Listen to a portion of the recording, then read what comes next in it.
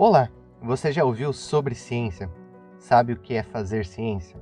Ou o que um cientista pesquisador faz?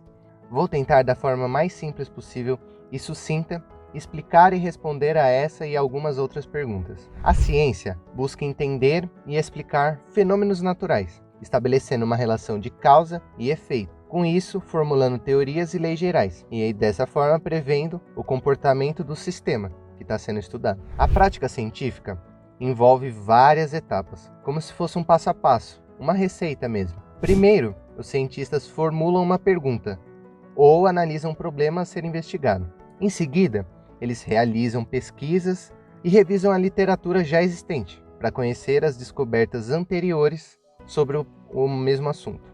Com base nisso, eles formulam uma hipótese, que é uma tentativa de explicação para o fenômeno em estudo. Após formular essa tal hipótese, os pesquisadores projetam e realizam experimentos ou coletam dados para testá-los. Esses experimentos são planejados de forma a controlar qualquer variável possível, dessa forma obtendo os resultados mais monitoráveis possíveis. Os dados obtidos são analisados estatisticamente e comparados com as expectativas da hipótese inicial. Se o resultado confirmar a hipótese, ela é considerada válida e sucesso. Caso contrário, a hipótese é revisada e volta lá do início, ou descartada. A ciência também envolve a comunicação dos resultados. Os cientistas escrevem artigos descrevendo seus estudos e resultados, que são revisados aos pares, antes de serem publicados em qualquer revista científica. E além disso, os pesquisadores experimentam seus conhecimentos e descobertas em conferências e reuniões científicas, promovendo um diálogo e a colaboração entre pesquisadores e assuntos gerais. Em resumo, fazer ciência é um processo que envolve observação, investigação, experimentação, análise de dados e comunicação de resultados. É um esforço humano para compreender e explicar o mundo natural, com base em evidências e raciocínio lógico e resultados que ficam comprovados. É importante ressaltar que a ciência é um processo contínuo e cumulativo. As descobertas e teorias científicas são constantemente revisadas, testadas e refinadas, assim que surgem novas evidências e perspectivas sobre o assunto. A natureza aberta e autocorretiva da ciência contribui para o seu progresso e avanço ao longo do tempo, porque ela está em crescente mudança. O intuito do vídeo é a disseminação do conhecimento e da ciência. Agora que já sabemos um pouco mais sobre as ciências, vamos falar em específico sobre o meu projeto de pesquisa. Quais objetivos e quais hipóteses pretendo responder, e dessa forma dissipar mais sobre o meu tema, que é sobre a areia descartada de fundição e a avaliação do seu reuso para a pavimentação. Vou começar explicando um pouquinho sobre o que é a fundição e o processo que a areia passa até o descarte. É importante a gente conhecer um pouquinho sobre o processo da fundição, que é da indústria metalúrgica e produz peças por moldagens de ligas metálicas. Ou seja, é a junção de dois metais líquidos que depois que esfriam ficam sólidos, no formato da peça que a gente deseja. Para que isso ocorra, são necessários os moldes das peças, que vão funcionar assim como uma forma de bolo, no qual você coloca a massa e ele fica no formato da forma, que no nosso caso, a peça terá em estado sólido o formato que a gente precisa. Mas você pode estar se perguntando, mas onde essa tal de areia de fundição entra nesse processo? Então, a areia que irei estudar faz parte do processo na produção desses moldes e dessas formas, que vão receber o metal. Porém, depois de efetuado o processo de fundição, o molde acaba sendo desfeito, se não for utilizado novamente, e com a desconstrução da estrutura em areia. A areia pode até passar por um processo de reciclagem, como a sua regeneração térmica ou sua regeneração úmida. Mas após reciclada e reutilizada algumas vezes, o material chega na sua exaustão e precisa ir para o descarte. E é aí no descarte que o nosso problema começa, pois a indústria de fundição possui grande importância econômica. E no Brasil, dados de 2019 mostram que com uma produção de 3,1 milhões, que foi a média anual, obteve-se uma quantidade de 1,5 milhão de toneladas de areia de fundição descartada. As áreas de descarte estão ficando sobrecarregadas. Pensa comigo, se você está em um estacionamento lotado de carros, vai ficar aguardando algum outro motorista sair, correto? E assim você acaba ficando com a vaga dele.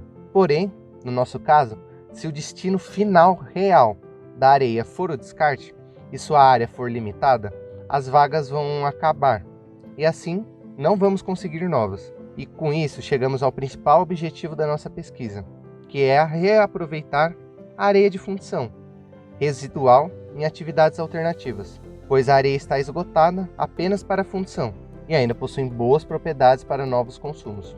A capacidade e a necessidade humana que criam o valor do recurso para satisfazer necessidades do mercado.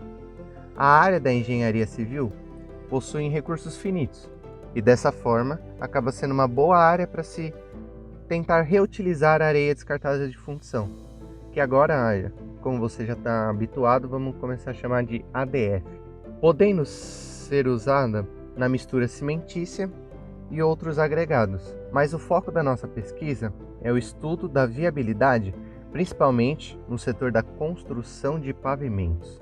Agora que já conhecemos um pouco sobre a areia de fundição, introduzimos o conceito, seu retrocesso histórico, até chegar no nosso laboratório de pesquisa, vou focar diretamente sobre o processo da minha pesquisa e por que estudaremos sobre esse recurso. Eu sou aluno de mestrado da Faculdade de Tecnologia da Unicamp em Limeira e junto da minha orientadora, professora doutora Vivian Bardini, iremos desenvolver uma pesquisa de avaliação do uso de areia descartada de fundição, o ADF, em obras de pavimentação.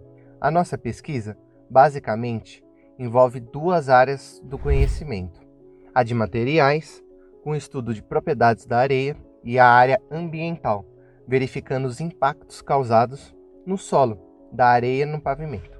O pavimento é uma estrutura destinada a resistir aos esforços gerados pelos veículos, principalmente aqueles caminhões pesados e carregados. É preciso garantir uma durabilidade à superfície, proporcionar um conforto e segurança ao usuário.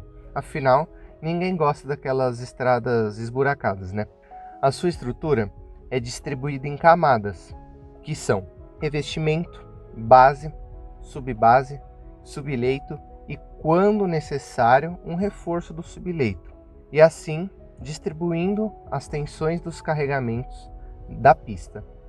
Estudos são necessários para ver se o solo possui a capacidade de suportar esse peso e essas tensões.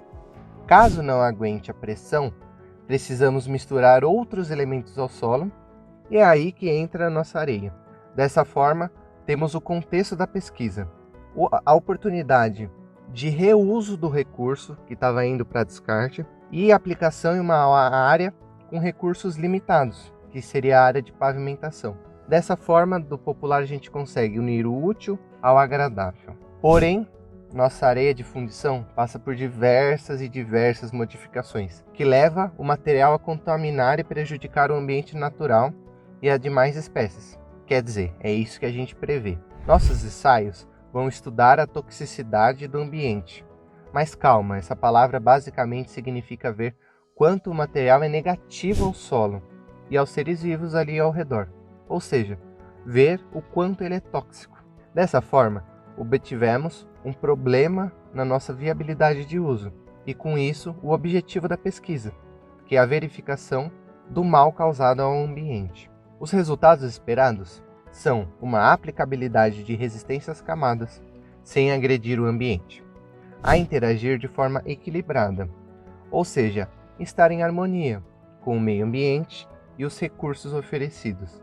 Dessa forma, trazemos a solução à quantidade de ocupação que está sendo cada vez maior pelo recurso, com isso e com o seu reuso. Outro ponto positivo é a alimentação da cadeia de pavimentação, ou seja, voltar ao ciclo.